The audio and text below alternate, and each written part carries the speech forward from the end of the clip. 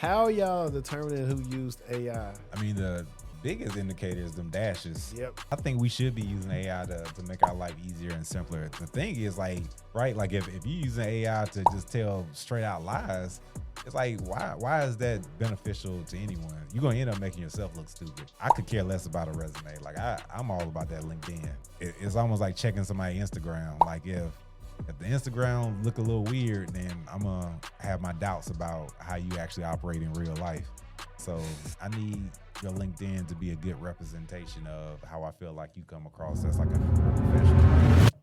Welcome back to the Textual Talk Podcast. I'm your host, HD. And if you're still in the video right now, hit the like button. You don't got to subscribe yet. Keep watching. You'll probably subscribe later. And if you're listening on Spotify, Apple Podcasts, wherever you frequent podcast listenership, please follow us and leave us a comment or a review. Now, today's guest has been on the show. I think we were talking earlier. We don't know if it's 2 or 3 years ago at this point. I mean, we just living here. But it's none other than Mr. Nate Wiley, a.k.a. It's an infinite or infinite? Infinite talent. And he definitely is going to come kick some game to you today about what recruiters look for when they look at your resume, why y'all have been spamming AI and it's really hurting your job's chances, and much, much more. So, Nate, man, thank you for pulling up on me today, man. Nah, I appreciate it. Thanks for the invite back. You done leveled up. I think it was just a Zoom call or Google Meet, whatever it was last time. Yeah, I think it was Riverside. That's what I started off on, Riverside. And Okay. I was like, you know what? I'm ready to go ahead and go forward. So, like, before, I think I've been recording here since late October, I think, because before that, the address that you sent, that's to the studio downtown. So I used to go downtown and record, which I didn't mind, but it used to start becoming a little track because I stay. That's why I confirmed. I was like, well, you're a little piece down there. Yeah, I'm staying up in Plano, so I was like, okay. No, I thought I changed it. It should have said with the address I sent you. It should have said that in the thing, so I had to double back and change it. Because honestly, I haven't had a lot of people that have came up here to record outside of people who's just already in the area. So I appreciate it, man. Happy to be back. Yeah, man. So for the people who didn't see that last episode, just a brief intro about yourself. All right. So Nate Wiley, as you mentioned, recruiting sort of subject matter expert, if I can call myself that. But just actually, December makes 15 years in recruiting. So I started out staffing, moved in-house. So I done worked in like finance and worked in manufacturing and worked in distribution and worked in big tech. Now I primarily focus on startups, doing consulting. So consulting can be, retainer, fractional gigs. It can be contingent searches. It can be project-based work. But at the end of the day, most time I'm working with founders to try to find, some of that niche talent, usually like bootstrap, Series A type startups.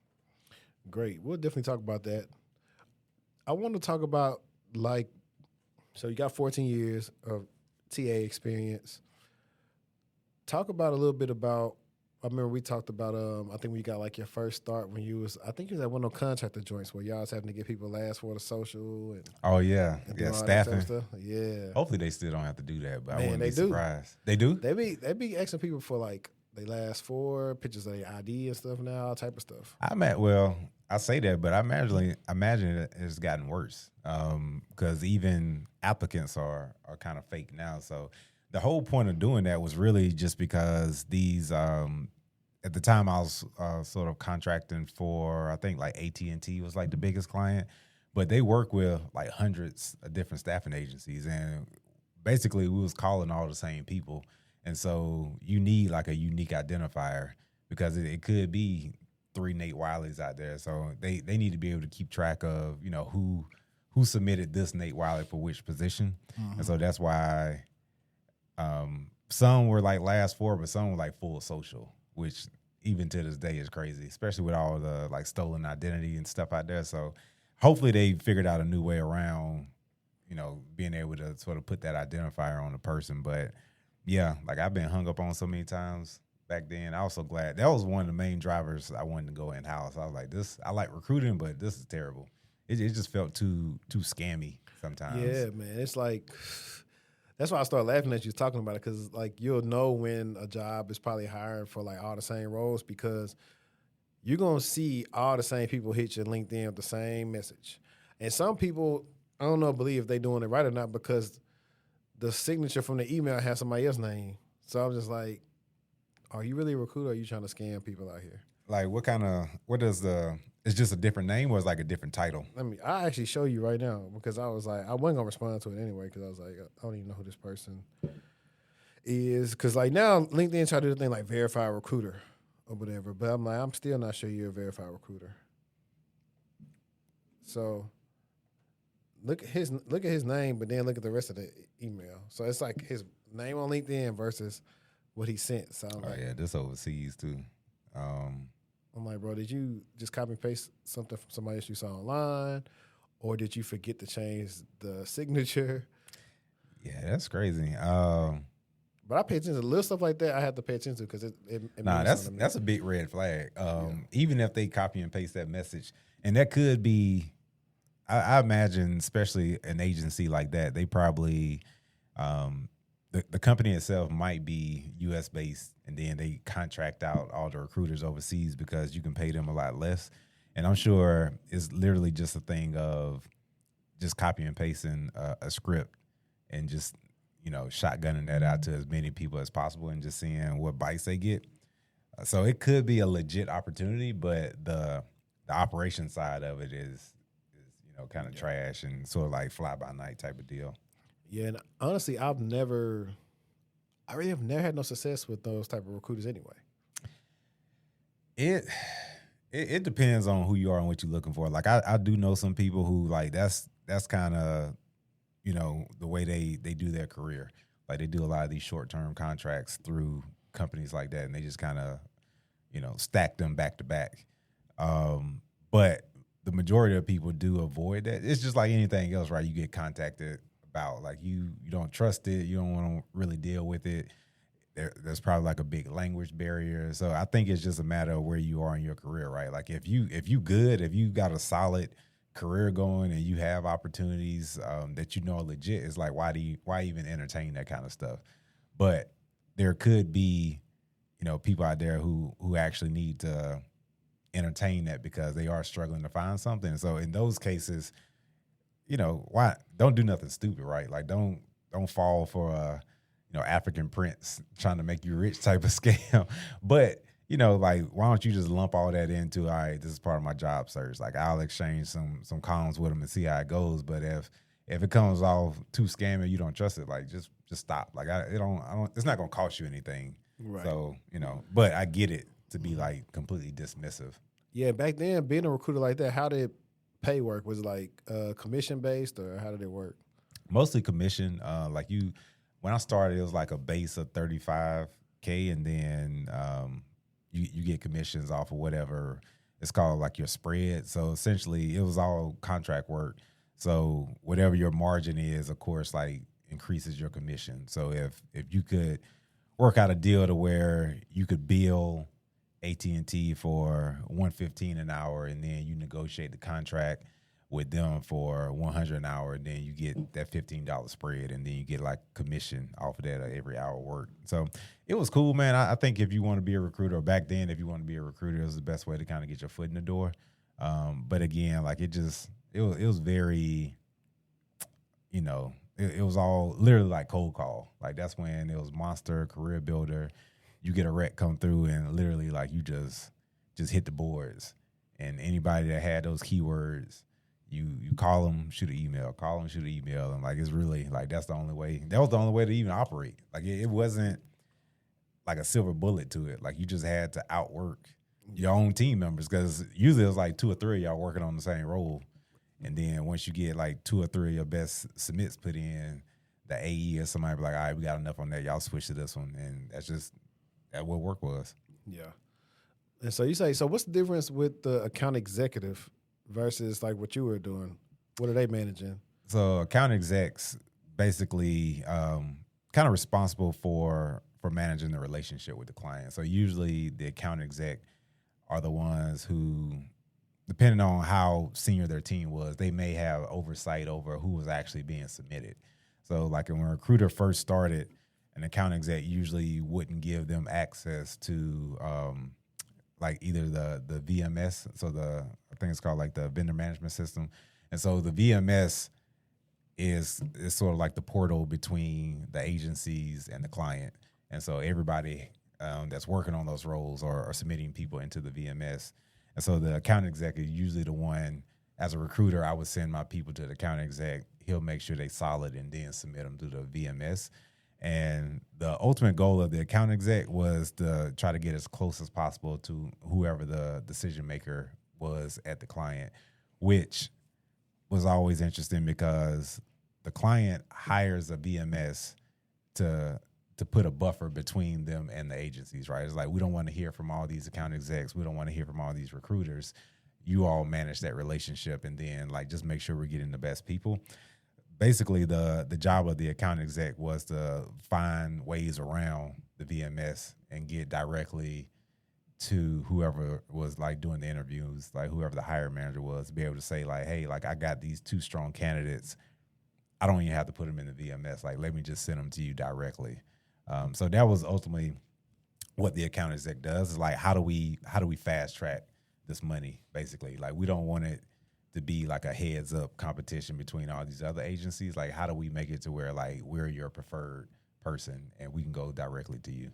Okay, it makes sense. 'Cause I think I've talked to a couple of account execs in the past. I'm like, yeah, we worked with this company for like 15 years. We placed over like 60 people with them, and so we get preferential treatment because they know we always send a good applicant. So that's the name of the game. Like, yeah, if you could do that, and then it was also to like expand the business. So just like with any other type of sales role, like you may be working with 1 to 2 hiring managers, and let's say you're working on 3 to 5 different roles. Like how do you get access to other hiring managers that may be hiring for other positions and try to like expand your footprint at that client? And so it was just all about the dollars.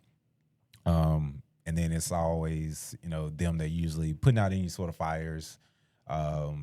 Their job was also to make sure recruiters are spending their time on what's going to move the fastest, or what we have the best percentage of actually winning, and make sure like we're not spinning our wheels on stuff. 'Cause that's what a lot of it is, right? Like you can work a couple of days on something, and by the time you find 2 good people, it's like, oh yeah, they done close that up. Like it's but even worse, you're the recruiters like working with a company and they not even responding to the recruiter like, hey. Oh, that's to this day. Like that's even in-house recruiting.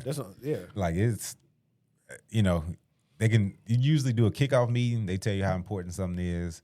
Recruiter, run out, try to find the best people, and then sometimes you might not even hear back, for a week or so. It's been longer than a week on some of them. I'm just like, bro, at this point, I'll just go apply internally versus with y'all, because they not telling y'all nothing, and y'all like pretty much wasting time. And well, they not wasting time, but the company is wasting time by not knowing what they want.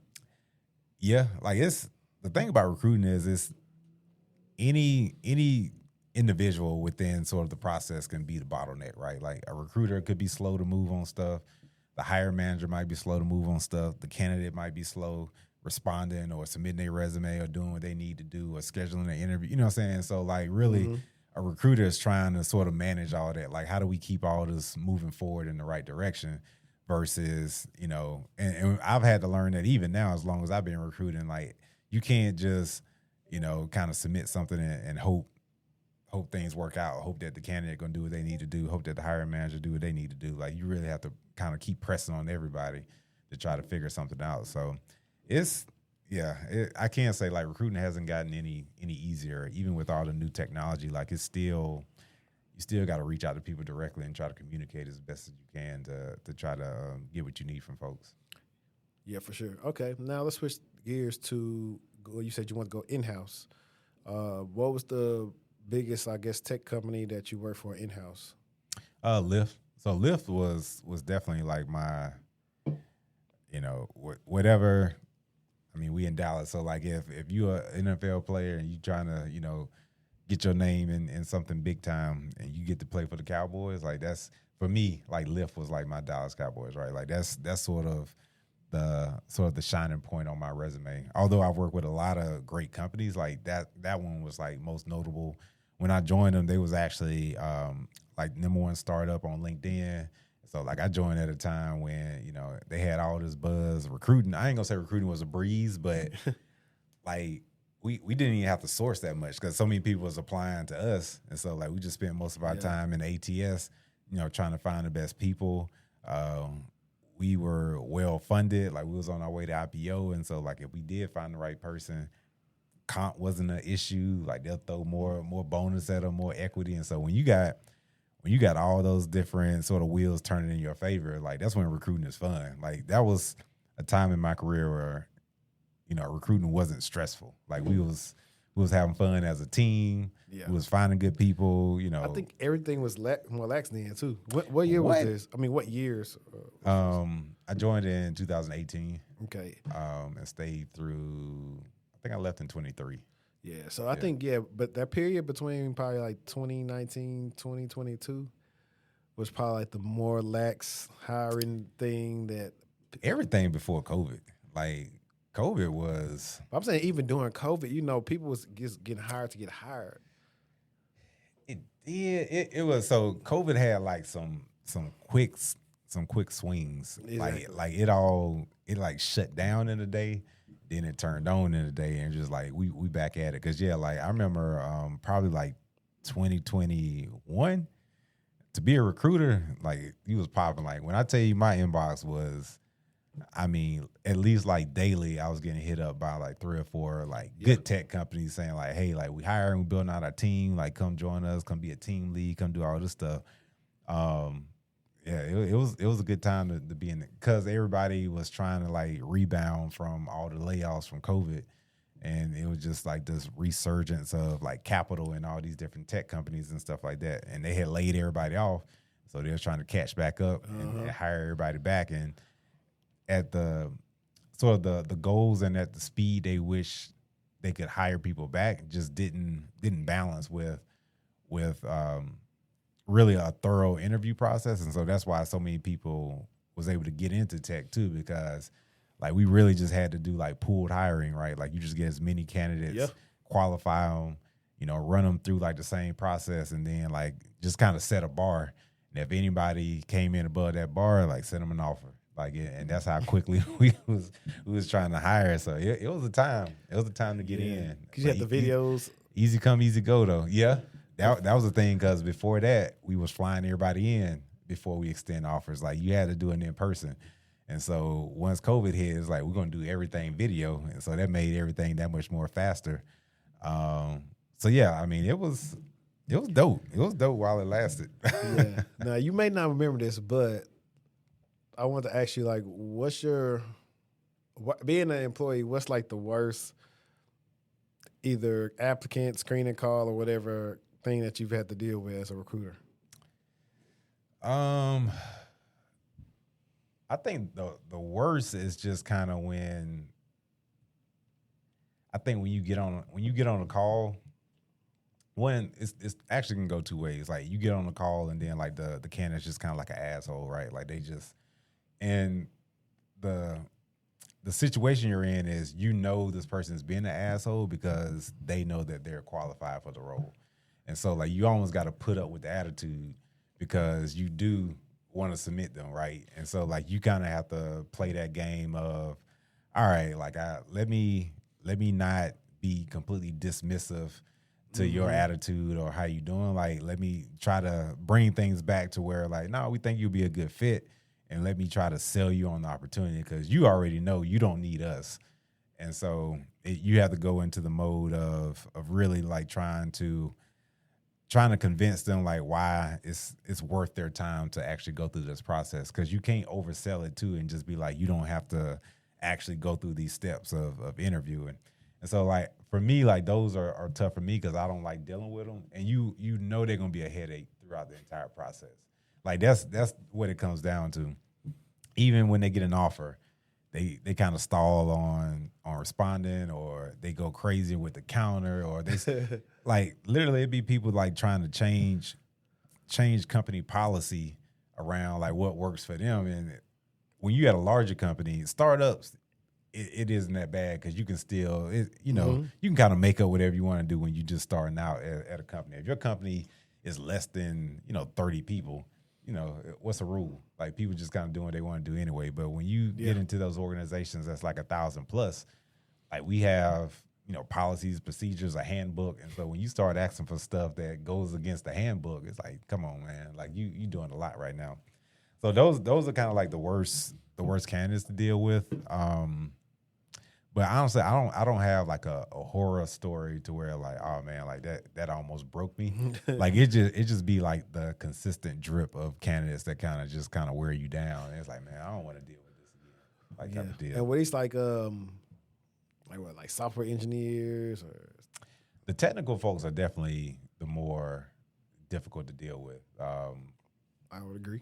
I think, but the pendulum always swings, right? Like now, tech folks are a lot more humble because AI is able to do a lot of this tech stuff that at one point in time was like only they could do it, right? Like no one else was even out here trying to attempt to do what they could do.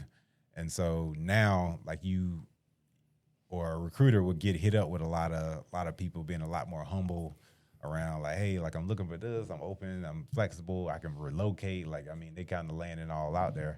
But yeah, just the sort of just the cost and the quality of tech skills, throughout the last, I would say like decade, just kind of ebbs and flows, right? And so it's good for a person to understand when they're kind of at that peak of what their value is to an organization. And so they're able to kind of make those demands. Yeah. What do you think the distrust of recruiters comes from? I mean, I think it's like any sales role. I'm the type of recruiter. I'm not as sort of empathetic as some recruiters are, which is fine. Like I think I've gone through a couple of different phases throughout my 15 years, right? Like it's been, I want to be best friends with every candidate, and I want to, get buddy and keep them informed. And then like there's been times where like, hey, we got these goals to hit as a company. I don't have time to be your best friend. Like I have to kind of crank these calls out. I got to let people know where they stand and kind of, who's one thing I've always learned in staffing is like work close to the money. So whatever candidate I feel like is going to be the likely hire, like those are the ones you kind of are going to always gravitate towards and make sure like, we got a texting type of situation going on because I need some quick feedback because I want to make sure that you locked in with me. But I think, like I say, like it's the distrust comes from one. It's almost like police officers, right? Like you don't like them until you need them, and then it's like, but I don't really, mess with y'all like that. But I'm trying to get into this company. Once I get into this company, I get the offer letter, like I'm good to go. And so, like, I think that's where the distrust comes from. It's like they don't interact with recruiters enough until they actively looking for a job, and then like they're kind of more tuned in to the different attitudes of recruiters and kind of how some recruiters can be assholes. Like I subcontract through some folks that have larger agencies than I have, and they just need some help from time to time. And some of them, I'm like, damn, calm down, man. Like literally, like I'll send a candidate over, and if that candidate don't look perfect on paper, or if I'm like, hey, I'm waiting on this, it's like, how long ago did you reach out to them? I was like, I emailed them this morning. Oh, they haven't responded in 5 hours. Not worth our time. Like it's like, damn, like that's might be at work. But yeah, but that's how they think because they just all about the sales. And like I said, if I've been in it 15 years and that guy he's been in it like 20 plus, like the longer you be in it, kind of like the more numb you get to this stuff, and it's like, man, I ain't got time to play around. Like either you in or you out. And so I think that's kind of where, job seekers, if they don't have a lot of interactions with recruiters and kind of understand like we have a job to do and our job is not just to be your best friend and get you placed, it's kind of like a turnoff to them. And so they just start to think like, oh, recruiters ain't nothing. Like we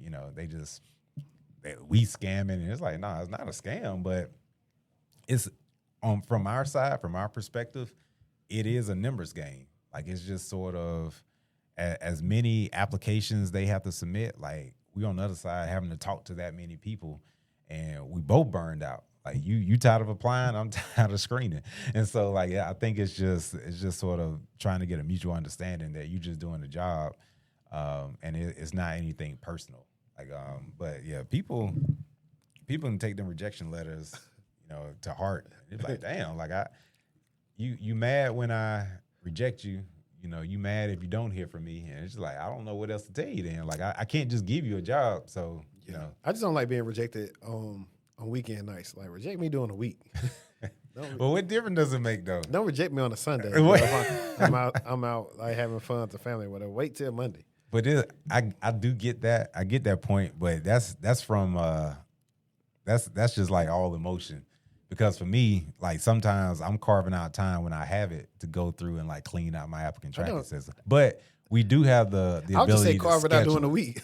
But we do have the ability to schedule the rejection. Schedule the rejection to hit somebody during the week on a Monday. So sometimes I might get off a call with somebody and know I'm not gonna move them forward. I'll schedule the rejection to send out, next day or 2 days out to at least make it seem like we considered it for a little bit, whereas like it was really like an immediate no. Right. Yeah, you definitely touching on some of them questions in the sense of what I showed you earlier. But before that,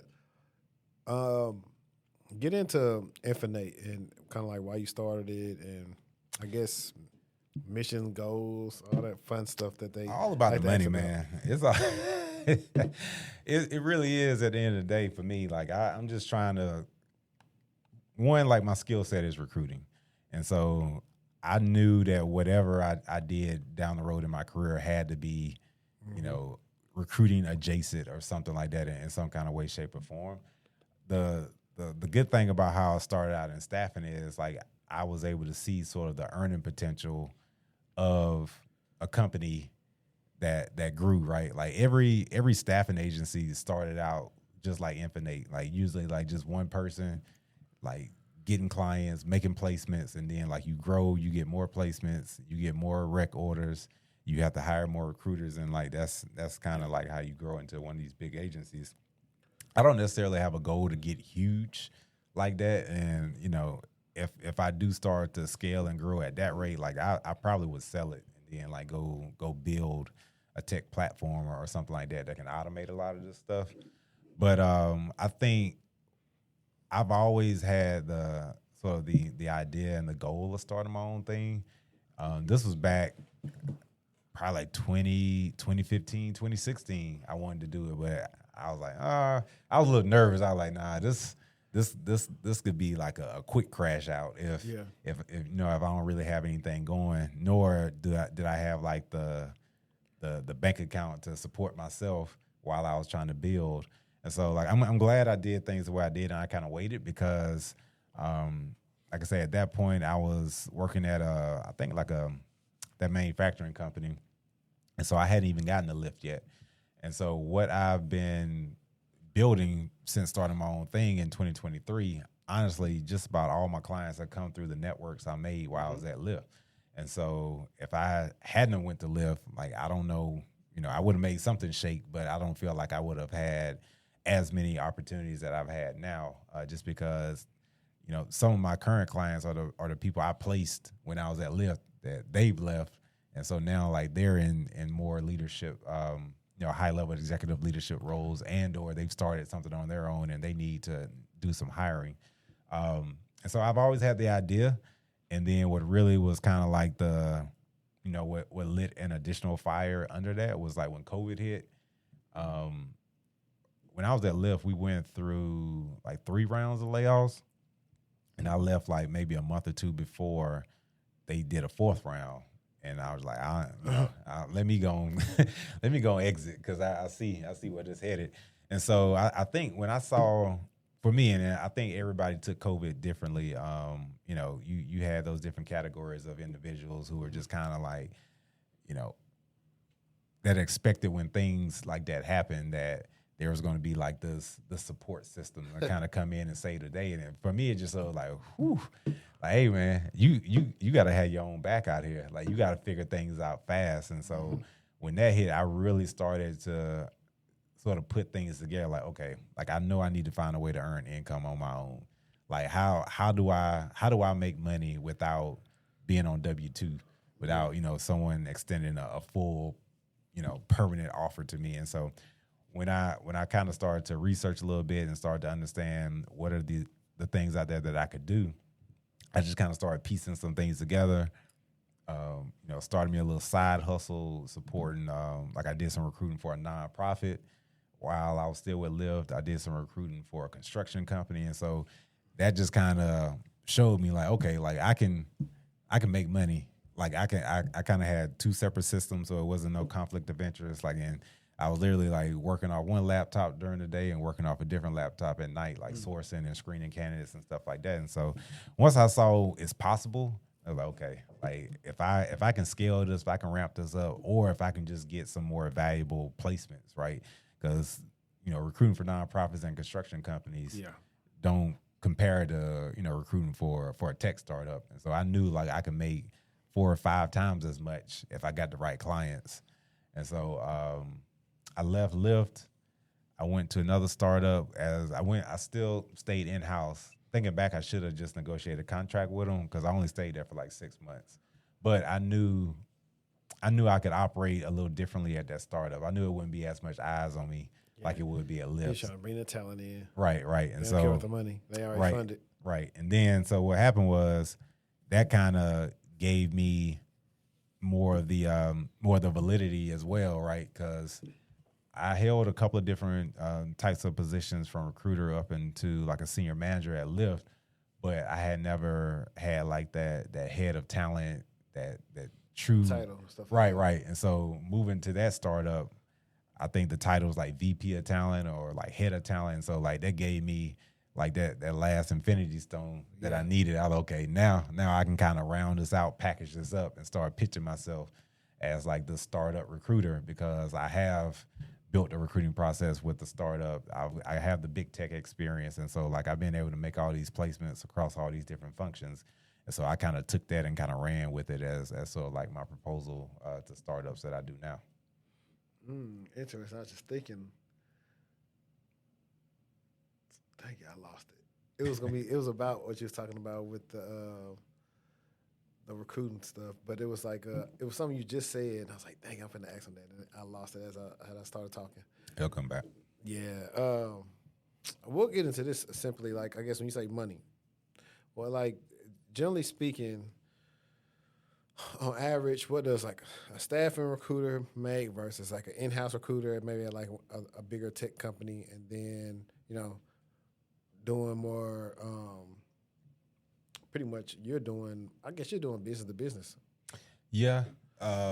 Like my Infinite, I can't lie to you. Like I'll send a contract with a proposal however I feel like it'll make sense for that company, right? Like, it might be a retainer, it might be contingent, it might be a 10% fee, it might be a 15% fee. It might be, upfront kickoff fee plus this on the back end. It kind of, I try to assess each client and figure out, one, how much budget I think they have to kind of put in recruiting efforts, and then two, what's sort of going to differentiate me from, another agency or another recruiter that might be, pitching the same type of services. And so, as long as I feel like this company can make good on the contract terms and I'm going to get some money out of it, then we'll figure it out. But when it comes to compensation, man, it depends on the company and how much they value their recruiting team. But I think people underestimate how much money, a good recruiter can make. Like I see tech recruiters that easily making like $300K salary. I mean, that's doctor lawyer money. You know what I'm saying? Like I don't think people really understand. Like, and to make that kind of money and you just on LinkedIn kind of having conversations with people all day, like to me, like that's crazy. But I've always known the value of this work because I've seen the contracts that companies have executed with agencies to be like, we're gonna pay you $200,000 to make these 3 placements and something like that. And then me as an in-house recruiter seeing it, I was like, damn. It's like they not doing nothing different than what I'm doing. And so that's what's always been stuck in my head. It's like if I can just you know, build up the courage to jump out there on my own. Like, I can be the one sending these contracts saying, like, I'm going to find you this person and you're going to pay me this amount. And they'll pay it because I'm sitting here watching them do it. Or better yet, I'll say I'll do it for $10,000 less. And right. Like, I don't have this big company, so I don't have all that overhead. So shoot, like, I'm still going to come off, you know, coming up off of it. So that's kind of always been my mindset. And that's the practice that I still have now. It's just like, you know, like a company that'll charge you, you know, a 25% fee. I can charge you a 15% fee, and that 15%, you know, is going to hit me, you know, much better and be a lot more beneficial than a company doing 25%. They got to split that across, you know, a team, AEs, office space, and benefits and pay. You know what I'm saying? All that kind of stuff. It's like I put all that in my pocket. Yeah, like like I can take that. What about? So, do you plan on getting any staff this year? I don't know, man. I actually had a somebody that worked under me for contract probably like 8 months for last year. And it was dope. Like so basically my client was saying like, hey, we need to ramp up. Like how much more can you take on? And really I've always tried I gotta leave myself a little bit of buffer. So usually the most hours I build for a client is like maybe like 30 hours a week. Because if I ever try to make that agreement that I'm gonna work for you for 40 hours, like that's a full-time job. So I need to be able to make sure that the expectation is like I'm still a consultant. Like once I do a 40-hour contract, like they're gonna think I work for them and I should be on for them, you know, all times of the day. Like I need to be able, because at any point in time, if they reach out to me, if they Slack me, or they email, and it take me a little time to respond, I'm like, yeah, like I work for you from these hours to these hours today. Like, you know what I'm saying? Like, so I need to be able to kind of build in sort of that sort of back door where I can always go do my own thing and they know that I have other things going on. But I think I made like maybe I was making like maybe an extra $2,000, $2,500 a month off the contract I had. So I'm paying him out of my payroll and then I'm billing the client. But I can't lie. Like if I do that again, I need to set up my money a little bit different. Just being honest, like that was my first go at it, and so like I'm paying him every 2 weeks like clockwork, whereas like I'm getting paid from the client. You know, they have like a every net 90 days. Right? They have a net 30, and so like I'm burning through cash, like paying him, waiting on my return. And I was like, whew, yeah. So I was like, damn, boy. I was like, it's time to pay you again. Like, hold on now, I'm gonna get it to you. It's like, dang. Well, I mean, it started out with, and then I had to understand, you know, he got a family, and so like, cause I started out, I was like, hey, like let's just see how this works. And I think I started out like maybe like 20, 25 hours a week with him. And then like he was pushing me every week, like, hey man, I really need to get to 40. I really need to get to 40. Cause he's always had like a full-time job. And so like he was thankful that I found him and he was getting some income, but like I say, he had a whole family to support. So I understood. Yeah. So I went to the client basically being like, hey, like I'm gonna work 25 hours a week max. You know, my guy wants to up his to 40. Is y'all cool with that? And then they signed off on it. And so like, I'm paying him, you know, a 80K. I mean, not 80K, but like a 80-hour week paycheck out of my bank account. And then got to get mine on the back end from them. And so like, it just showed me how to manage my money better. And I was like, yeah, like I kind of jumped into this thing. I knew it was going to be, you know, like a stress test, but like, you don't really know until like you get in it. And so like, I was able to kind of like, once I was doing it for about 3 months, like I started kind of being able to, when I did get paid from the client, like set that money aside because I know this needs to be like my payroll fund for him. But, they converted him to a full-time employee. So we've kind of switched gears, which is why I love what I do. Like you get to be so flexible.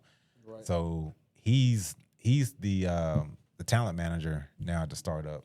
And I kind of support him more from a sourcing standpoint. So like I'm still getting my money with less responsibility because I don't have to do all the reporting. I don't have to like have the meetings with the founders and kind of all that kind of stuff. And so I've been able to kind of take a step back. My rate hasn't changed, so I'm still billing them, you know, my normal rate. But now I get to go out and kind of find other opportunities like that to kind of help them build up again. So it's kind of like a rinse and repeat type of business model. Yeah. So it's really not designed to last forever. I've actually been with that client for like 2 years now, and so this year my plan is like, all right, like how do I find a new client that I can run up my rate on? Because now I have 2 years that I've done this, that I've scaled recruiting at another startup. Like, let me do that for you, and then this time, throw a little bit more on there. Dope, man. So one of the things I've seen that you put on your page before is you're talking about, oh yeah, we know they use AI right here. How are y'all determining who used AI? I mean, the biggest indicator is them dashes. Yep. so if them dashes all throughout, then yeah, like we know they use that. I for one though, like I don't care. Like I think we should be using AI to make our life easier and simpler. The thing is, like, are you using the AI to better position yourself in a way that's truthful? Right? Like if you're using AI to just tell straight out lies, it's like, why is that beneficial to anyone? You're going to end up making yourself look stupid. Like it's just one of those things where it's like, okay, like if this resume looks great, which is why I could care less about a resume. Like I'm all about that LinkedIn. Like give me that LinkedIn. Like I feel like that LinkedIn is a better representation, right? Like it's almost like checking somebody's Instagram. Like if the Instagram look a little weird, then I'm gonna have my doubts about how you actually operate in real life. And so I need your LinkedIn to be a good representation of how I feel like you come across as like a career professional, right? Like you should have some comments, like you should have some updates. Like I should be able to kind of follow your career journey. I should see what search you done got. Like I feel like going to LinkedIn is me being able to really tap into who you are as a professional. And so when I meet people who are just like anti LinkedIn and I'm not putting my information on it, it's like you really only hurting yourself. Like you're not fighting the system or the man or whatever because you're refusing to update your LinkedIn. Like you're just making yourself less visible to people who may be really out here looking for somebody like you. But we'll never find you if you don't have some sort of like, internet presence. And so like if you want to hide out and keep your head down, that's going to make it a lot harder for you to get those opportunities that I know you're going to be looking for at some point in time. And that's what a lot of people get stuck at. It's like, I got a job, I'm good. I've always had a job. I know what I'm doing. The layoffs come out of left field, knock you on your ass, and now you don't know what to do. Like now you literally have no sort of strategy about how to even begin to look for a new job. And you just kind of start shooting your raggedy resume into all these applicant tracking systems, wondering why, it's not going nowhere, why I'm not hearing back. When I hear people talking about they done applied to like 1,000, 2,000, 3,000, I'm like, that's your process is broken. I'm not saying that it may not take, a considerate amount of applications to see a good return. But if you're submitting that many applications and you're not getting at least, 10 to 15% interviews off that to where like, okay, like I might even settle for 5 for some people, 5%. Depending on what your skill set is. Yeah. Like if you, and it's all about the market, right? Like if the skill set you have is in high demand, then yeah, you'll see an uptick in callbacks and things like that. Whereas like if you kind of like middle of the road, like you say 5% is something that you should take a little bit of pride in, because at least you getting eyes on it. People like what you got going on as far as like on paper. But again, like that's just the first step. So if AI did all your resume and you can't speak to what AI said you can do, like I said, you just kind of starting to look a little. Mentioned it right there. Yeah, you looking a little foolish, and then you wondering why you getting ghosted. It's like you face planted. Like it literally, like it was like, damn, like, and recruiters can usually tell like in that first 5 to 10 minutes, like, yeah, this ain't it. This ain't the one. And we kind of just give you grace for another 10 or 15 minutes because, you done took the time, you done, stepped away from your job or whatever, and you done kind of put on a clean shirt and all, like, so I don't want to just completely dismiss you. Clean shirt. Oh man, like, cause I get it, man. When you actively looking, like it's a little bit mentally taxing, right? Like you kind of you wake up every day hoping the day is the day. No, listen, I got laid off in 2018. I was like, I would get emails and stuff like that, but by the time it would hit whatever time, I was like, I bet, man, I'm ready for the new day. Because I'm like, am I getting rejected on whatever interview went on? Like, who hit me up today? Like, so I definitely feel you. And then that's when I normally say, if you that unsuccessful in your job search, your resume trash. It's either your resume trash, you're not positioning yourself, and then you're not taking into account how challenging and sort of like how much more difficult it is to be a job seeker today, which is something I think people should just embrace. Like, listen, you can run from it, and I hate when I talk to somebody and they talk about how they used to get interviews and how things used to be. It's like, if it's not like that no more, like, you really only hurting yourself by being stuck in a time where you felt like you was at your peak, right? You really sound like somebody who washed up, talking about how, like, back in the day you used to be able to get it in and all that kind of stuff. And hey, you ever seen the TikToks? Like, man, I used to be a hell of an athlete. Right. And that's how you sound. It's like, man, but I used to never have to look for a job. People used to come get, okay, well, you need to assess where you are today and kind of figure out, like, how do you increase your valuable visibility today? Because right now, clearly it's not coming across. So look, funny enough, I'm one of the main podcasters that have receipts. My LinkedIn, I really could like do straight content just from what people send me on LinkedIn, like for real. Like reaching out to you about like job opportunities? So one young lady, she was talking about her struggles of like getting interviews and everything. But like I said, whenever people say they struggle to get interviews, I already know what it is. And it don't matter what you click on. You can click on any one of them. Now they use AI to make it. And I always tell people, if you don't know what a good resume look like, using AI ain't gonna help you that much because you don't know how to prompt. I need to start sending more voice notes on LinkedIn. My issue is most of my communications with people on LinkedIn are Did they download for you? You're talking about your resume? Yeah, I'm gonna show you. So most of my communications on LinkedIn Recruiter, they don't have that voice feature. Oh, okay. They need to.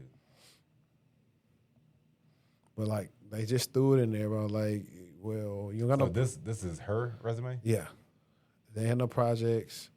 You had some hot buzzwords in there, but they weren't being used in the work descriptions. The first thing I point out on this, and I tell people that whenever your summary is in paragraph format, big skip. Like, I ain't about to read that. Like because we usually are scanning profiles. And so it needs to be in bullet format because that bullets are by design. I used to have like a career highlight section. You should. So I used to have like 5 bullets or 6 that I didn't have that was like in the job description. I have a template. Yeah, this just isn't well formatted at all. Honestly, at this point, like I have a consultant resume that I've created now, just because sometimes I might reach out to somebody and they just ask for a resume, but I was like, I don't really have like a resume no more, right? Like my work is just structured a little bit different, but at the same time, I understand people want to see something on paper. So if it's an opportunity to get some money, I'm gonna give you something. But my whole front page is almost just like a bulleted summary. And I don't know why people don't think that that's appropriate, but your resume isn't necessarily about, don't get me wrong, it needs to be formatted. It needs to look like you know how to put together a document, but it's more about the content. And so if those first 3, 4, 5 bullets are like, you literally hit me with your best work, right? Like, boom, I got 10 plus years in this. Boom, I done completed this. Boom, I done saved the company this. Boom, I done implemented this. Like, okay, like you get my attention the more I go down. But when it starts with, I'm a eager professional, with a strong mindset, getting along well with others. It's like, yo, what? Like, yeah, a lot of stuff don't make sense. And then when people use AI, their resumes tend to look like a job description. So It's like the job description typically say what you may do on a day-to-day. I want to know what you did that's different from the job description. Like you said, those bullet points.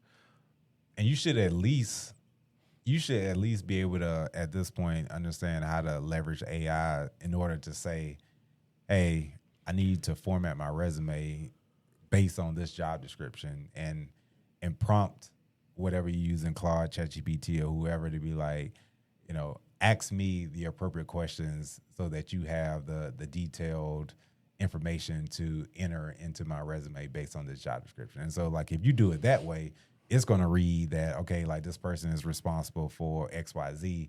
And it's going to ask you, very specifically, what are the examples of X, Y, Z? And then it can structure it into a bullet that's a lot more impactful. Yep. Versus, you just basically, because that's honestly how people used to do resumes. Like, they'll take whatever job description they got hired against and just drop that onto their resume to be like, I do this, I do this. Guilty. I mean, because it seems like the easiest way to go about doing it, right? Yeah. Because a lot of people, even to this day, most people would struggle with telling you what they do on a day-to-day basis, right? Like, we just kind of like in autopilot. Like, we log on and we just get to work. But if someone was to ask you, like, what do you actually do? It's like, like you kind of can't really like contextualize what is it do I really do?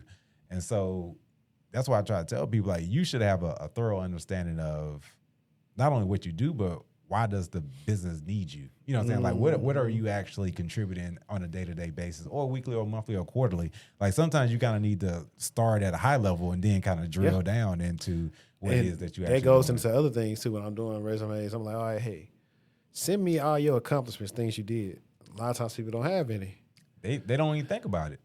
They literally don't even think about it. And yeah, if just think about, like, if you're going through an entire year of working for a company, you should be able to look back on that year and be like, like, what did I really do here?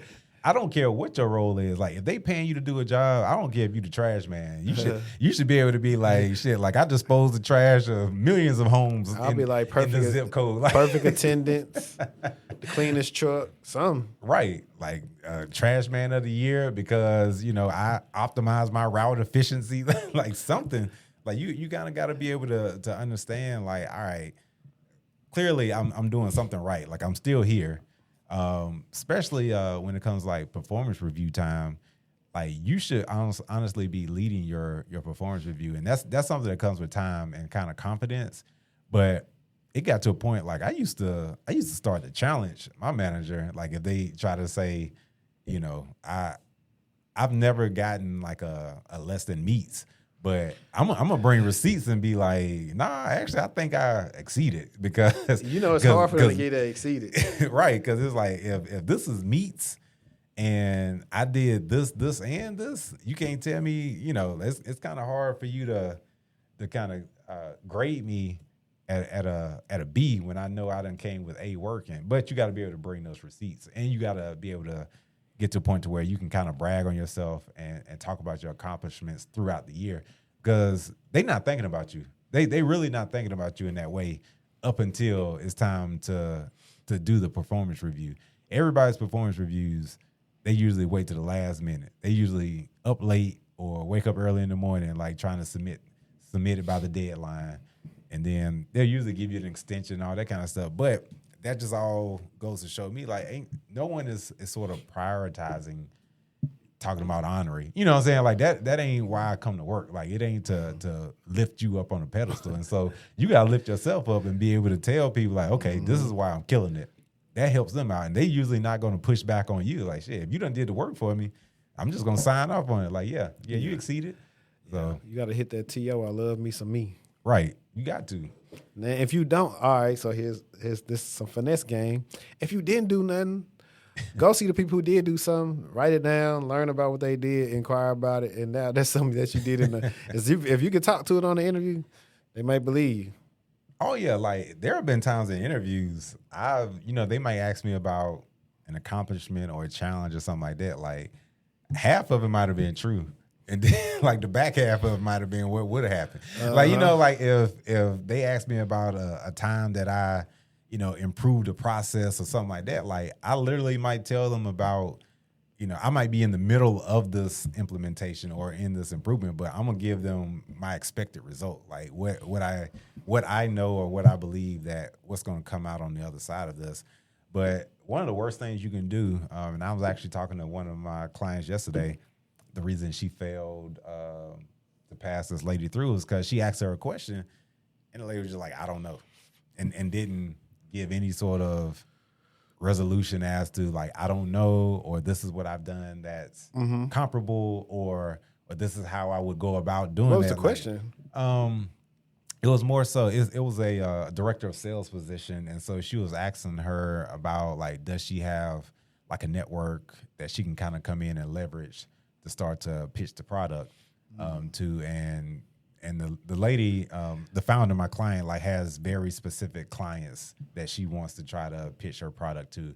And so she has been asking candidates, like, do you have connections with these clients and these networks? And so she asked them, like, say yeah. I don't think she should have said yeah, because the lady was going to drill down even further, and she was going to hit a wall at some point. But the expectation from her was like, no, I don't have direct connections with these people, but I do know these people.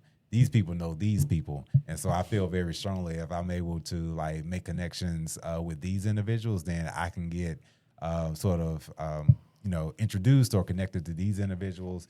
She could have said something like, no, I don't have direct connections with them, but I know these folks always go to these big conferences.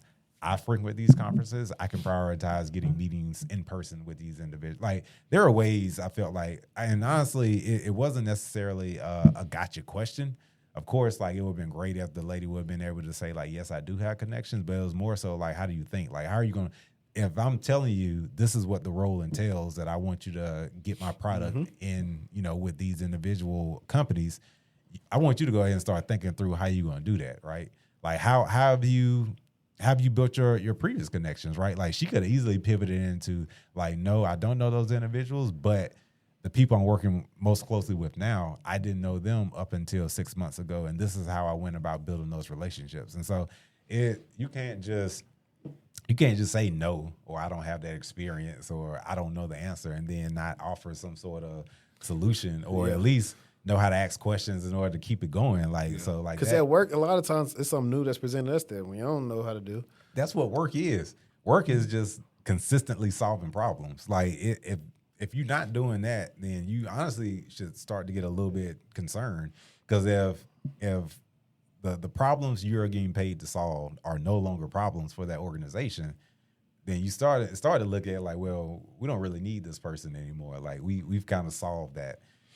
Or they've started to automate whatever it was that you was doing. And so that's something that people need to be mindful of, especially in the world of layoffs.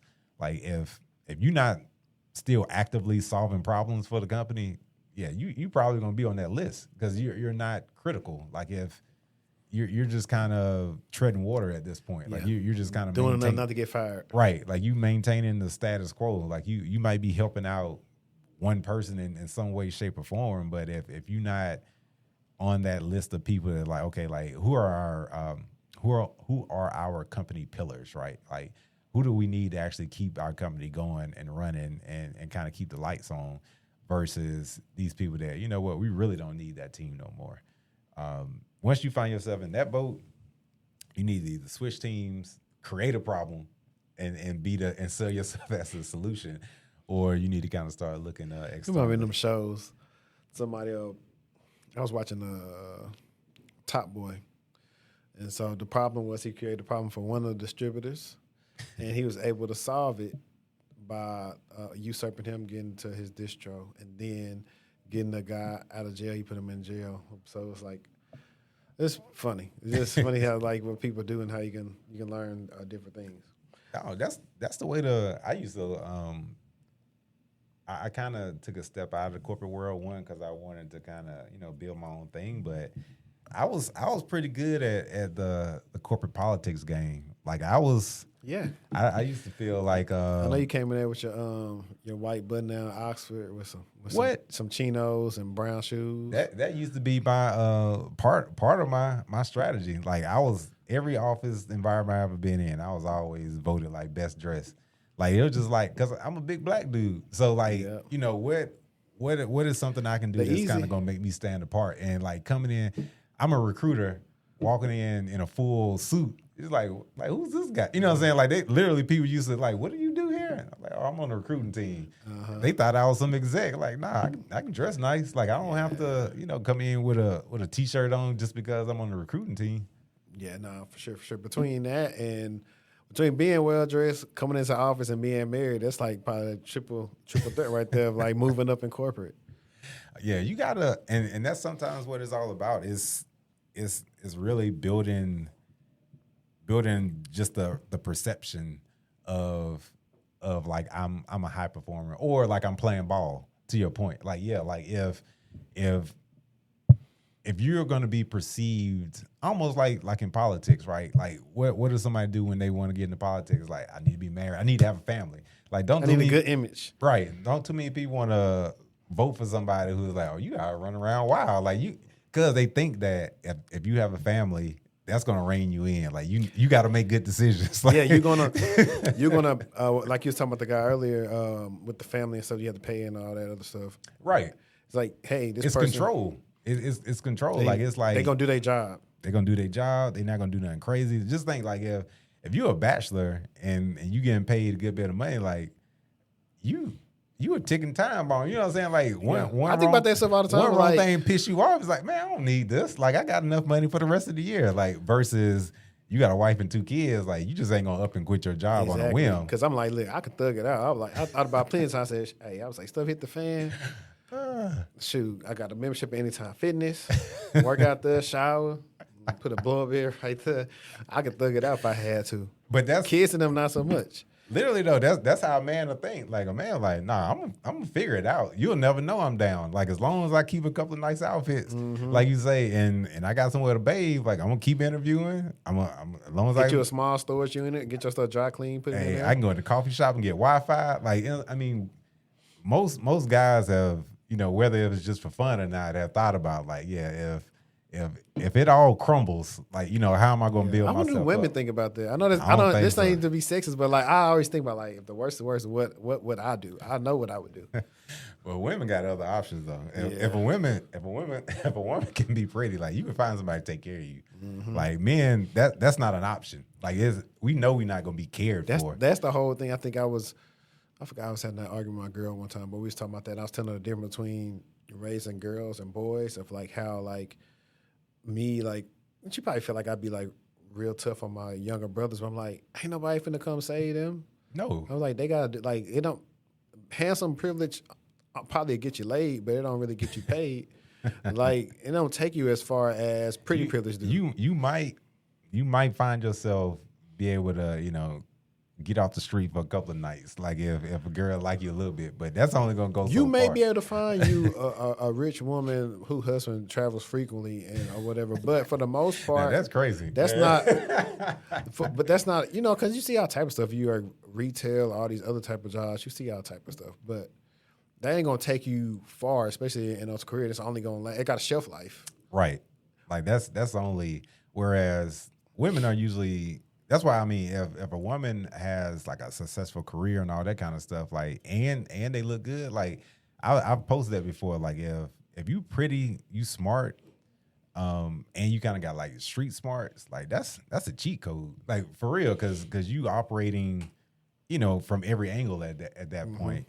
Whereas it's a lot of women are raised to be a princess, right? Like and so like that's why I honestly like I've never been the type of guy like like she think she should get the world just because she's pretty. Like I think that was her strategy. Like I think that was like that was her goal from the beginning, is to try to attract the rich guy and kind of be taken care of. And so like if that's your strategy, I can't get mad at that. But if you don't have those sort of assets and characteristics, then yeah, you better get smart. You better figure something else out.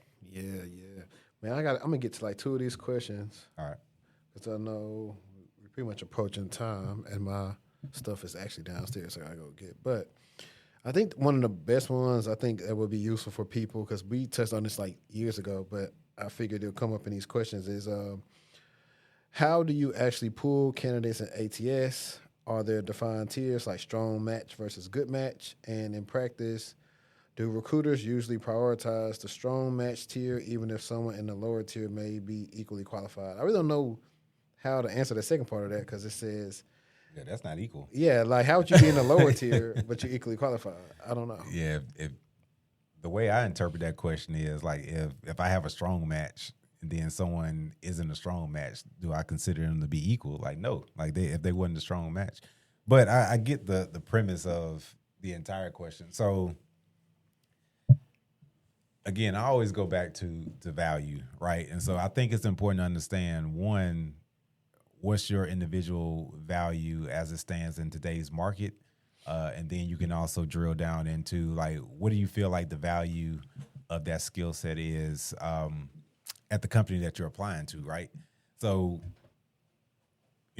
just a short sort of a short way to kind of explain what I mean is, you could be, let's say you're an accountant. You could be an accountant applying to a company that has a team of 50 accountants because they have that much revenue and that much work to do.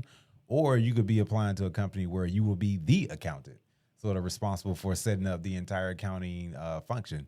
So those two individuals, like you might be a strong match for that 50 accountant company, but you may be a weak match for the one that's like, no, like you're going to be responsible for, all of our accounting functions at the entire organization. And so it's kind of hard to answer that person's question, because like my strong fit is going to be based on the individual needs for this particular role. So your strong fit for me might be, meets, just a Minimum good fit, right? At another application. So you can't compare every application sort of apples to apples, because you have to understand like what it is that they're actually looking for. But I mean, the best way to go through an applicant tracking system, like if I'm usually not going to look at no more than like 50 at a time in a session, because after that, like your eyes start to cross, everything kind of starts to look the same. And so usually recruiters are going to try to keep it like under that 50, flipping through to kind of see who's a good match. But a lot of applicant tracking systems now do have AI built into them.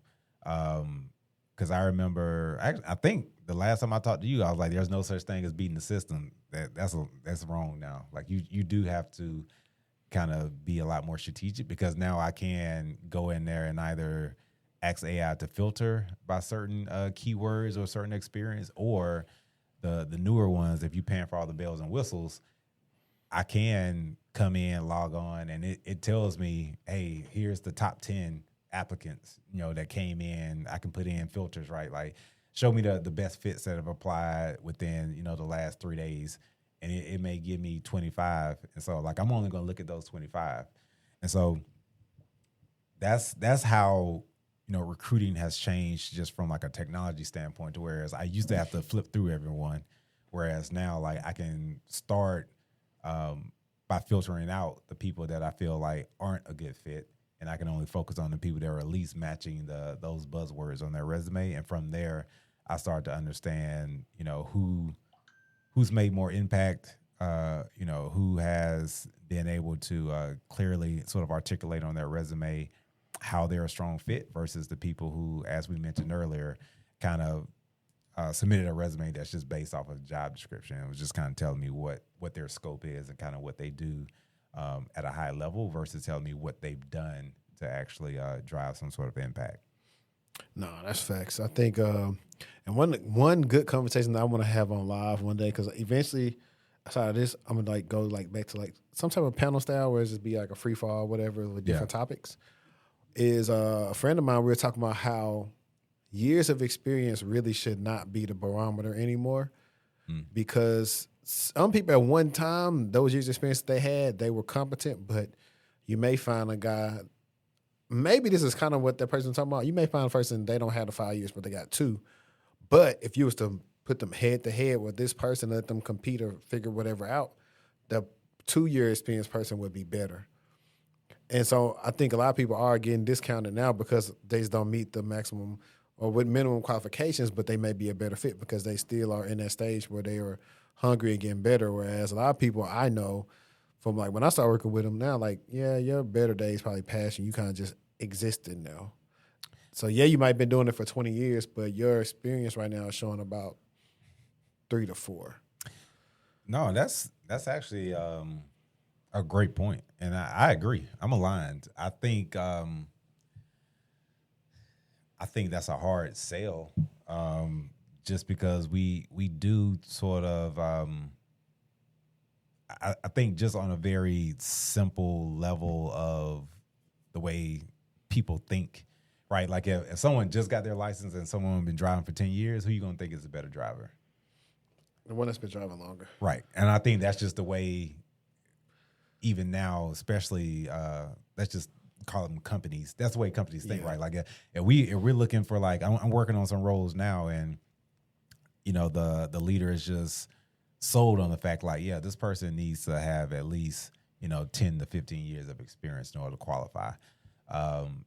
You know, if I find someone, let's say someone has 7, those 7 are very strong, like I'm going to have to take the extra step, right? Like I'm going to have to talk to that person and really drill in on what they've done and be able to, you know, finesse it in a way to be like, hey, like I know this person is potentially 8 years shy of what you were looking for, but they've done everything is on right. They came in the game strong, right? Like they, you know, they work for top companies. They may have, you know, a specialty degree or something like that. So I'm going to have to like really, you know, put a lot of icing on that cake in order for them to even start to think that this person meets the qualifications. And so I you know, it's tough. My advice to someone like that is like, I hate to say it, but you have to find the company that is going to be a little bit more open-minded, right? Like I think candidates, job seekers, people in general spend too much time trying to force their way into situations that don't want them. You know what I'm saying? Like it's just sort of like you can't sit there and try to make that case for like, yeah, like I know I only have 7 years of experience and the job description says 10 to 15. Like you might just need to keep looking, right? Submit your resume, but like don't harp on it. Right, like don't try to beat that drum so hard to be like, I know I can do it. I know, like you might not even get looked at, right? Whereas it's another company out there that they may not have a years of experience, right? Like, and there are especially startups. Sometimes startups will create a job description that say, we don't care what kind of education you got. We don't care how many years you've been doing this. Like, we're looking for the right person. Like, we're looking for somebody who can come in and solve these big problems. And so that's the job for you. Like, that's how you actually build your career, by finding those companies that are, you know, well aligned with what it is that you feel like, you know, you embody, that you feel like you can punch above your weight, versus going to these traditional companies that just have it very clearly laid out. Hey, this is what qualification means to us, right? Yeah. Like you go do something else and then circle back if you want to go to the company. I think it's that. I think the frustration sometimes is like I've had times where like I knew like I pretty much was a strong match, but the person might have had just recent leadership experience or whatever. But sometimes they probably wasn't even leading good or leading at a good team. Like sometimes I think a lot of companies don't take enough chances on probably like somebody that may not be the desired fit, and I think they mess up like that because in the past day I had like two or three companies that's reached out that started hiring processes that I talked to them like last year. I'm like, oh, y'all messed up and y'all didn't know who y'all hired. Well, one instance I was working with a recruiter that was like a firm, and the client, they were dragging their feet on it and they ended up putting the role on hold and then got, I guess, an internal referral. I'm like, y'all already knew y'all didn't have the talent internally, or y'all would have never hired these people to look for y'all. Why did you even waste people's time like that, to the point that they actually are looking again for that same role? And then the same thing happened for this other role. I'm just like, are y'all just putting stuff on hold? Y'all run out of budget? I'm like, what are y'all doing? Because the other red flag to me is years ago, Ernst & Young's had the same role over and over again open. Like I interviewed for it back in like 2019 or something like that. And I didn't get it. But I would always see the roles keep on being posted. I'm like, yeah, that's a revolving door and they don't know what they want. What was it, a role that's because sometimes we have positions that we'll post like an evergreen position. And so essentially it's something that we know we're always going to be looking for. And so it's just a matter of like really just building a pipeline of people so that, you know, if we get resignations or if we need to like terminate someone, like we don't have to start from scratch with that search. I don't think it was. I think at that time, I think their program wasn't that good. I mean, that very well could be. I mean, it's a lot because a lot of companies they go off the allure of their namesake versus trying to get actually like make stuff right. So it's like, I mean, no, they're pretty decent. They should have been more far along. But like at the time when I got like Goldman Sachs, like they, you know that people want to work for them. Mm-hmm. So they were still behind on some stuff that they should already had done. But I mean, all in all, it's not like they had no major breaches or anything like that. There are other companies that did that shouldn't have. It's like you make all this money, pay a little bit more, so you ain't got to shell out this, $100 billion or whatever you did for this breach. Like Change Healthcare had to do, I think, that billion or something that they lost with the breach. But it's almost like y'all just know that y'all got a monopoly and legacy, and people know you've been here for so long. That's why y'all can operate this way. Yeah, I mean that's probably gonna, even now, like I don't know, like I haven't looked at them in a while, but some stuff like that only lasts for so long, right? Mm-hmm. Just like when I told you I started working at Lyft, recruiting was, like I said, it wasn't a breeze, but we didn't have to work hard. Like it was just kind of like, of course, like all we got to do is post and find the sharpest needle in a stack of needles. And so post COVID, when nobody wanted to take rideshare and all that kind of stuff, like it got a lot harder, right? Yeah. People was like, why would I go to Lyft? Like y'all lost 75% of y'all business or whatever. And so recruiting got a lot tougher. Like we had to really convince people of what was our recovery plan and why are we hiring when things are on a downturn or whatever the case may be. And so no one, in my experience, no one has really figured out hiring yet. And like I say, it goes back to people are so fickle that it's just should it be more assessment based? Maybe you would think so, but you got to think about how many weirdos can complete can do well on the assessment, right? Like I literally had a situation about a couple of months ago where it was a graphic designer, and this dude his work was sharp. Like the team loved what he could do, but he was going to be an issue. And I knew he was going to be an issue by the way we communicated, just in trying to set up the interviews and stuff like that. Like he was just like a lot. And that's what it comes down to, whereas like sometimes people don't understand. Someone can believe that you can do a good job and still not hire you because it's like, I don't want to put up with that. Like it's going to be a problem. Yeah. And did he check off like, did they have like mental problems maybe? I don't think he had mental. I mean, it was just one of those things where, and I know recruiters have a very unique perspective because we do talk to so many people. Just think about the people that you've worked with that come across like a little weird, right? Like they made it through despite of. So if we end up like not hiring someone because of behavior, and it's not always weird. Like sometimes it's, like I said, an asshole. Like sometimes it's just kind of, the person just doesn't seem to be coming across as very truthful. Like it's just like the more you do this job, the more you can pick up on little things like, like let me double down on this real quick because I'm getting, it's almost like your spidey sense start tingling a little bit. Like I don't like the way this is operating, and then like sometimes that person gets through for whatever reason, whether they were able to convince the right person that they're going to be a good fit. And then I'm usually never surprised when I either hear from HR or and I'm not talking about officially, like sometimes it's just because I know the HR people and, we may just be chit-chatting or gossiping and they be like, yeah, so-and-so, this going on, or, working on this investigation. And they were like, I can't tell you who it is or something like that. And I'm like, I already know. It's just like, I know. Like, it's just, I'm not surprised. And then I remember at one point I worked in an office where literally I had sort of eyesight of like the glass room that they took people in when they laid them off. I was like, every time somebody go in there, I'm like, Remind me of Insecure when that girl to go in there. Real quick before we wrap up, and I meant to ask you about this earlier, but why are applicants leaning on AI so much? And I'm not even talking about the resume part. Now I'm talking about you got these people advertising these freaking AI tools that's supposed to help them like in interviews. AI apply and all that kind Well, of not stuff. the AI apply, but you have the people that use the thing that's on their screen where people are asking questions, so it's transcribing it for them so they can answer the questions.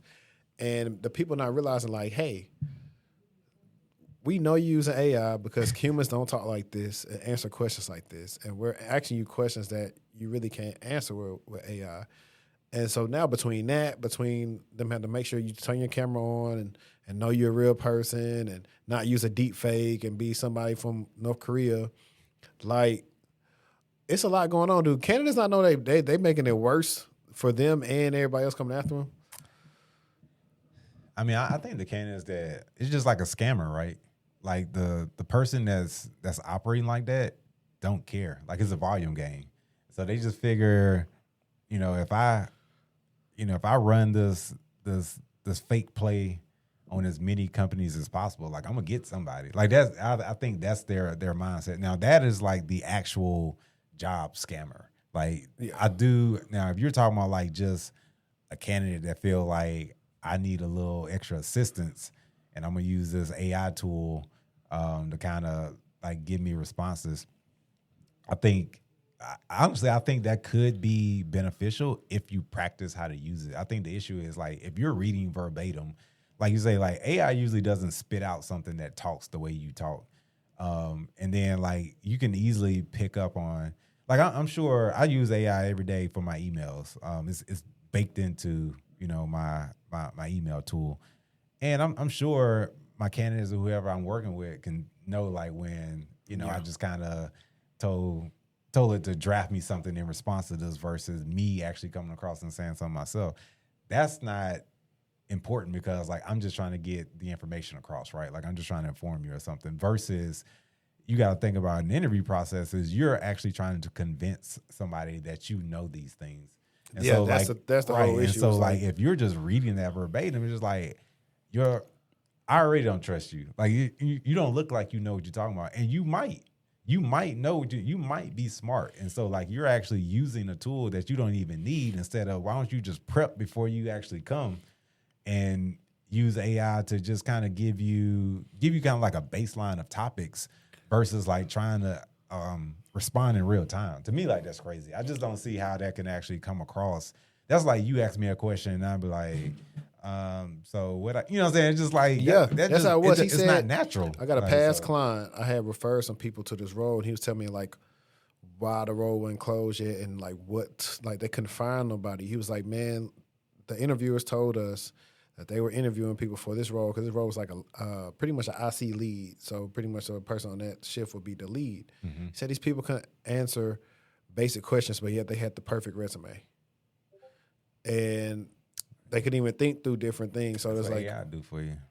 So that's the thing. It's like I tell everybody, hey, I mean, you can try to oversell yourself if you want to, but it's gonna backfire on you. I can understand why they want to because it's a role, it's a very attractive role from the pay and the company, and it'll be cool. But you better off just being you and messing up versus me myself personally. I have a fear that and it's not imposter syndrome. I don't believe in that, but I have a fear of, to your point, like I don't never want to put myself in a situation where I lied to get there, and then now like I get found out as a fraud. Like that's my fear. That happens. Like even if I run the scam and I get hired, and then like I'm constantly, having to have one-on-ones with people because it's like, hey, like you missed this deadline, like this work was shoddy. You didn't respond to this, and like I'm just looking like a complete failure because I misrepresented myself to get in. Like to me, it's just like, damn, like I that would be hard for me to bounce back from. It's just I'd rather, I'd rather be who I am, and they just tell me like, you're not quite, what we're looking for. We need You're not somebody that guy, pal. right? Like, because then I know I can go work on it and get better. But to kind of, and I'm not even talking about embellishing. I'm talking about like a complete fabrication of who I am to get in the door. Like, you're gonna get found out, especially if they're excited about it and they think that if you're getting hired to do something that nobody else in the company knows how to do, and all that is on your shoulders. But the crazy thing, you're gonna crash and burn. But that's why the crazy thing is like, how did you fool the interviewers to get picked for this role? So that's the part of the hiring process thing, whatever. Like I said, recently some of the roles I've had to do, they've had me do like take home assignments or whatever stuff I could have clearly. Well, some of I really couldn't clearly just cheat on. Like some people interview very well though. I can't say that, and I think that's the part that's broken in hiring. I feel like there are great candidates that don't get hired because they don't know how to interview. And then there are, poor and mediocre candidates. Listen, that get hired because they interview very well. We know this to be true. Just growing up with the homies or whatever, you got your homie that's a good guy, but he can't really get the chick because he just don't have a good mouthpiece. And you got the dude who pretty much ain't worth nothing, but he got a mouthpiece and he can get them all. Right. Because he carry himself different. Like he just got the confidence and he shoot the shots. And that's the thing. Like if you shoot enough shots, like one gonna go in. Yeah, one gonna go in, and then also like missing them don't mean nothing to you no more. You know what I'm saying? Versus the person who like, oh yeah, like I tried, I failed, I'm never gonna try again. Like you gonna live in constant fear. And so everybody say it's plenty of, and that's what recruiters try to figure out on those first or second call or however we're interacting with them. Cause and that's the point of the interview process. And as much as I have, my complaints about interviews and how they're ran, I do understand the point because it like if you hire someone that you feel like you've solved the problem, right? Like, okay, like we needed this person, we hired this person, and you thinking I can move on to the next thing. And not only does this person not fix the problem, they themselves become a problem. So now you have two problems. Like that's honestly where a lot of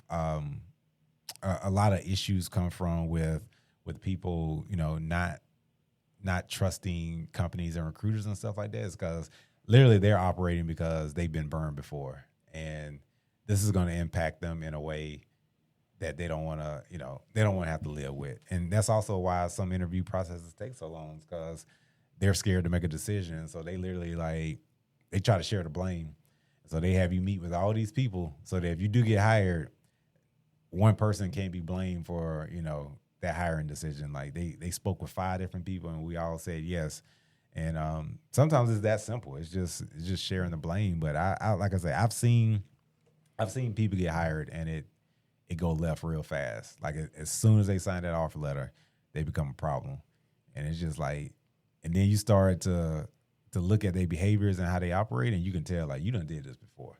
Like you run like this how you operate. Like you've done this before. That, and then it starts to make sense why they did 8 months with this company, a year and 2 months with this company, 4 months with this company. Like you start seeing like, yeah, like you a problem. Like you a consistent problem, and you've gotten good at interviewing, and you probably lied about why you separated from those companies and stuff like that. But your skill set, your experience, your knowledge, and the way you come across, and you probably had some element of attractiveness. Like all these things go into play, right? Like people want to believe that you are as good as you say you are. Like we really do.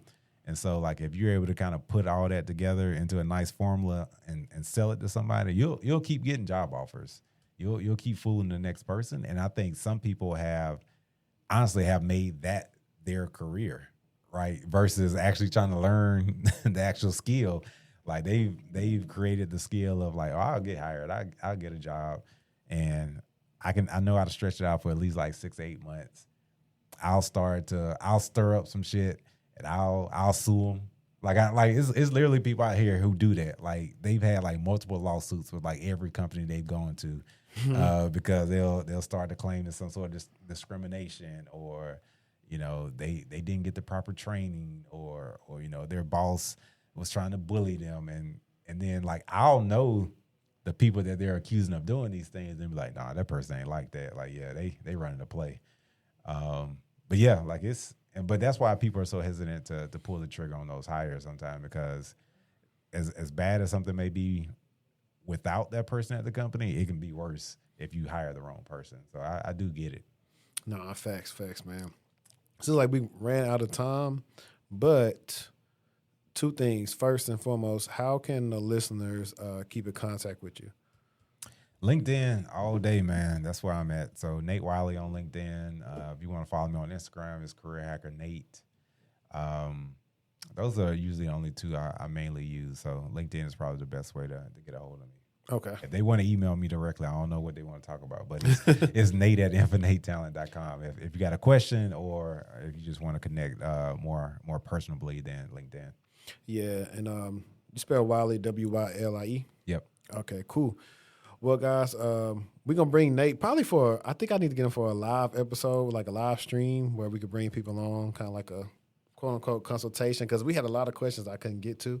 And I think it really is about to start heating up because we had some stuff that just brought up towards the end that we could have really went in on. But appreciate you for pulling up today, man. Thank you, brother. It's been a great conversation. And like I always say, let's stay textual, and we out. Peace. It's out. Man, the crazy thing is I thought I was recording this into my StreamYard the whole time. I wasn't. However, I knew I was already recording it.